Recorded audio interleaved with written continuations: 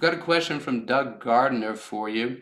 Says, thank you. How many registers do you count? So this is another interesting question, and I have something else to suggest that I already suggested it. That's a little controversial, and again, I would say at this point it's my opinion. What can the voice source supply? If we're talking about laryngeal registers, all right, they're laryngeal registers and they're acoustic registers, and they interact with each other.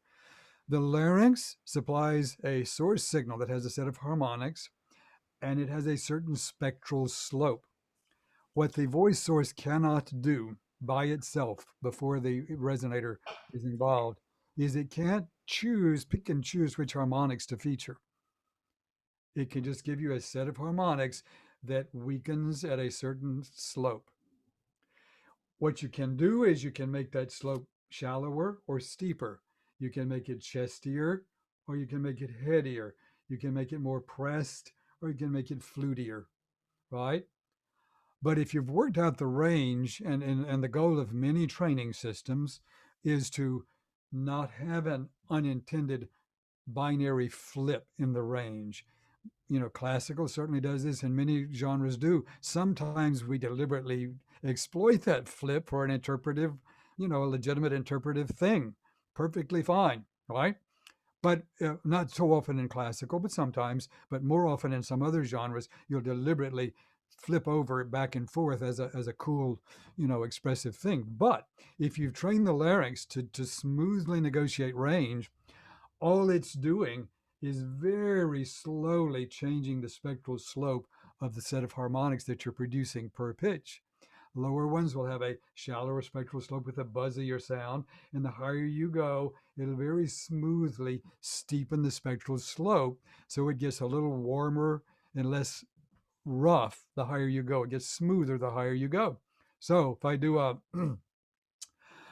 I'll do toddler complaint. I got from Wolfgang Zaus also. Toddler complaint is that sound toddlers make when they don't get their way.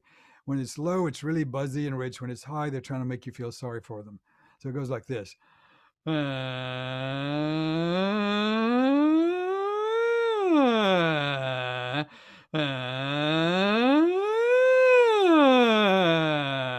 Since I went all the way up and down, I had a smooth laryngeal registration. I didn't have a sudden binary shift, but I had a very smoothed one. That means there were no audible laryngeal register changes. The larynx was hugely important. Obviously, without what the larynx is doing, there is no voice. This is not at all reducing the importance of the larynx. It's the sine qua non, if you know your Latin, the without which not. Okay, without what it's doing, there is no voice. Okay, so the larynx is hugely important. It's just not responsible for the color shifts that we've assigned to it all these centuries. It's responsible for the clear color shift when you flip from chest to falsetto or chest to pure head. That binary shift is so sudden, we will hear that go from bright to smooth, bright to smooth.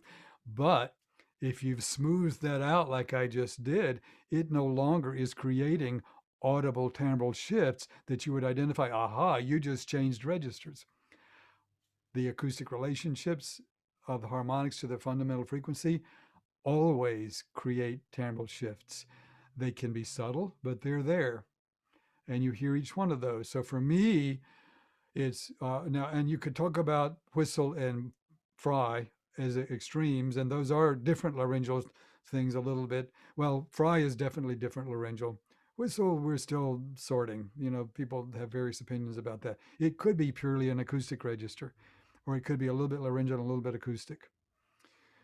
Chest to head is clearly a laryngeal register shift. If you smooth it out, we don't hear it, so we don't hear it as a. So a lot of people, you say, well, there's just one register when you do it right, because you smooth it out, but you still hear these timbral transitions. When I had that soprano go into whoop timbre, probably you all heard that all of a sudden, that full, so-called operatic head tone pop in on those high notes. She wasn't changing a thing but the pitch. That was all of a sudden her fundamental frequency matched her first resonance, and then she tracked that higher. That was an acoustic register. It was not a laryngeal register. But you heard it as a timbral change, so you heard it as a vocal register. It was an Yeah. acoustic vocal register. Now, when she switched to chest voice lower, that was both laryngeal and acoustic. You heard her, because she was still working out how to do that smoothly. The more smoothly she would do that, it would become primarily an acoustic register change if she had smoothed her laryngeal thing completely out, which you can do with enough training. Yeah, I think that's very fascinating and very important also to. So when you just said it's a purely acoustical shift, right? Right.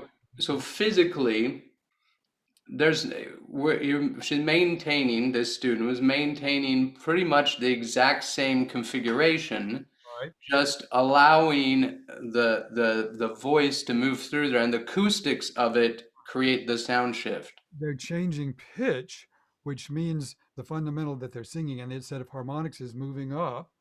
But since they're not changing shape, the resonance is staying put. So those harmonics move through that resonance. If I did it this way, Right. the harmonic moved through the resonance, it'd get stronger and then it'd get weaker as it got on the other side. And as they move stronger and weaker through that resonance, we hear that, and we hear that as a shift. And the big ones that we really hear are when the second harmonic moves through, they'll go from open timbre to closed timbre. And when the first one moves into it, that's whoop timbre. These other ones are there, and you could call those register changes, but they're subtler so that we don't typically, and they're getting closer to speech level timbre, so we don't notice them as much, which is why we don't really notice an E vowel going into closed timbre nearly as much as when we notice an A vowel goes into closed timbre. That one we really hear. Uh, so E, E. If I hadn't pointed that out to you, you might not have paid any attention to that. A lot of people, if they don't let it go into closed timbre, it would do this. E. It's rolling over. Yeah. E. E. I'm not letting it. E. I have to allow some of that under vowel color if I insist on only the E color. E. I avoid it closing. Yeah. It takes a while, doesn't it, to accept for your conscious mind that that still sounds like an E to your listener, Yep. right? It does take a while for that.